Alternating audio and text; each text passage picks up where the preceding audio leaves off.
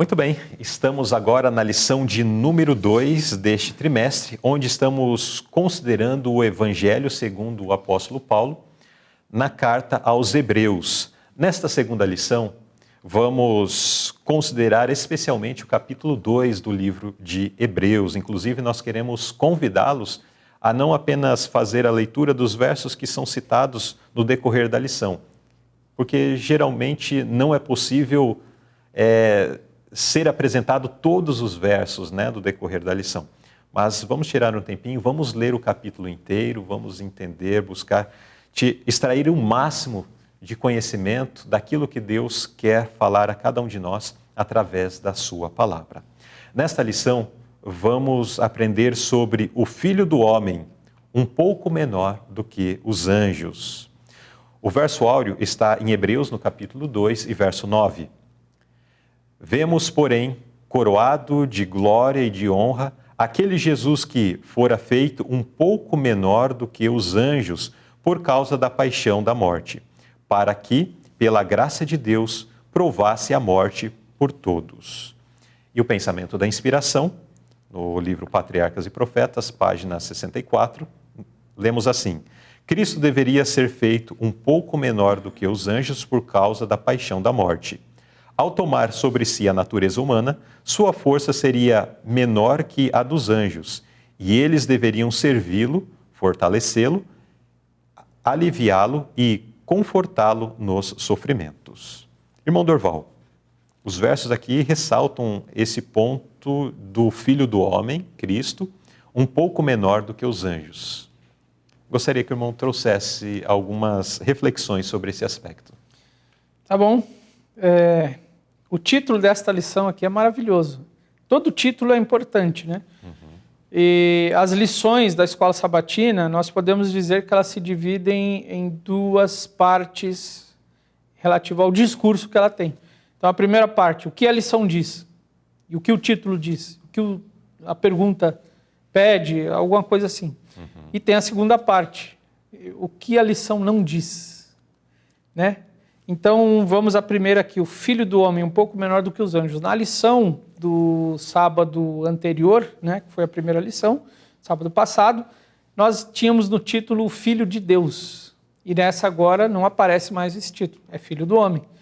Então, isso é proposital, né, obviamente, para que nós tenhamos a consciência de que Cristo concentrava nele ao mesmo tempo a divindade e a humanidade, 100% humano, 100% divino. E o texto de Hebreus, capítulo 2, versículo 9, né, esse versículo maravilhoso aí, ele nos traz dois aspectos fundamentais do plano da redenção executado em Cristo. O primeiro deles é a humilhação de Cristo e o segundo, a exaltação de Jesus, né? Então, na questão da humilhação, nós temos no versículo 7 e 8, que não aparecem aqui na citação, a referência aqui no versículo 7 e 8 é Adão, e depois passa para Cristo. Então diz assim, tu o fizeste um pouco menor do que os anjos, referindo-se a Adão, e o coroaste de glória e de honra. Versículo 8 agora, tudo sujeitaste debaixo dos seus pés. Ao lhe sujeitar todas as coisas, nada deixou que não lhe estivesse sujeito. Agora, porém, ainda não vemos que todas as coisas lhe estejam sujeitas. Então o que acontece? Essa é uma afirmação referente a Adão, que agora se aplica a Cristo, mostrando que, de forma efetiva, ele assumiu, de fato, a natureza humana, porque ele também foi feito um pouco menor do que os anjos, né? Um pouco menor do que os anjos. Agora, nós vamos ver depois, posteriormente, ainda dentro dessa lição, que já seria uma quase infinita humilhação para o Filho, para Jesus, tornar-se homem no Éden, antes do pecado. Mas aqui nós vemos que se aquela era quase infinita, agora é infinita, né? Humilhação para Jesus. E ele não se esquivou a essa humilhação. Mas essa é a parte ruim para ele, né? Agora tem a parte boa para nós. Qual é a parte boa? Que ao tornar-se homem, Jesus fez com que a humanidade tivesse uma roupa humana, que a divindade tivesse uma roupa humana, e com isso nós temos agora uma ligação genética com Jesus, num certo sentido. A humanidade está sentada no trono do universo. Olha para onde Jesus levou a humanidade de uma infinita humilhação para uma infinita exaltação. Então temos esses dois Então, a aspectos. humilhação divina nos proporciona essa possibilidade da exaltação Infinita. infinita. Interessante. Muito bem. Muito bem, queridos internautas, teremos uma lição muito importante, necessária, e convidamos você para estar atento aos detalhes que serão apresentados durante a mesma. Eu quero lhe convidar nesse momento também a escrever nos comentários ou no chat aí de onde você está nos acompanhando, para nós sabermos onde você está, onde você costuma nos assistir às lições, o estudo dos tópicos da lição da Escola Sabatina. Vamos ao primeiro tópico, concedendo atenção mais profunda. Irmão Dorval, que apelo solene a palavra dirige a cada um de nós?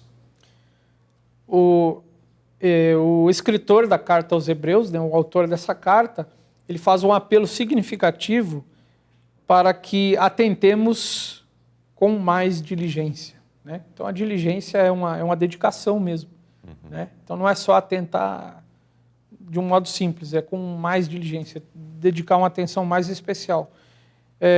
Por quê? Porque a palavra já apresentou no passado para o povo de Israel, especialmente, advertências para eles, para coisas, atitudes que eles não deveriam ter. E eles tiveram certas atitudes que não eram para ter tido. E quais foram as consequências? Cumpriu-se a palavra com relação às advertências do que não fazer? Sim. Sim. E também essa mesma palavra proferiu bênçãos, que seria uma advertência do lado positivo, né? uma bênção, para aqueles que obedecessem certas exigências ou certos mandamentos. Cumpriram-se as promessas, as bênçãos? Claro. Então, aqui, esse é a primeira parte do exercício mental que o autor quer que tenhamos, que aqui no versículo 2 ele menciona. É porque se a palavra falada pelos anjos permaneceu firme e toda transgressão e desobediência recebeu a futura retribuição, o versículo restante vai ficar mais para frente. Aí vai vir a conclusão. Mas, de toda forma, isso daqui já é uma afirmação, né? O que a palavra de Deus afirma, assim acontece. Seja a bênção, seja a maldição, sejam promessas, então tudo se cumpre de acordo com o que Deus expõe, que Deus apresenta, né? Exatamente. Através aí da sua palavra. Portanto, ela é fidedigna, ela é necessária de ser examinada diariamente, inclusive queremos insistir nisso, né? Na necessidade de que todos os dias nós dediquemos tempo para aprender da palavra de Deus. Existem outros aspectos que, inclusive, já temos aprendido, a lição também vai nos falar sobre a vitalidade que nós recebemos quando estudamos ou dedicamos tempo em oração para estudar a palavra de Deus, né? É outra coisa. Certo. Vamos à próxima pergunta, pergunta B. Se não atentarmos para tão grande salvação, e esta é uma expressão que encontramos na palavra de Deus, ainda existirá esperança para nós? Pois é. Um extrato do texto já está na pergunta, né? Sim. Aí agora nós temos a conclusão do raciocínio que o autor da carta aos Hebreus está tentando fazer conosco, aquele exercício mental. No que se refere a essa pergunta, né? Nós temos aqui uma pergunta, o versículo 9 é uma pergunta, né? É uma pergunta. Como escaparemos nós, se não atentarmos para uma tão grande salvação? Que tipo de pergunta é essa? Chama-se pergunta retórica. O que é uma pergunta retórica? É aquela pergunta que a pessoa indagada não deve responder, não é feita com essa intenção. É diferente, por exemplo, Luzirley, qual é a sua idade? Eu estou querendo uma informação de você. Só que na pergunta retórica não é assim. É diferente.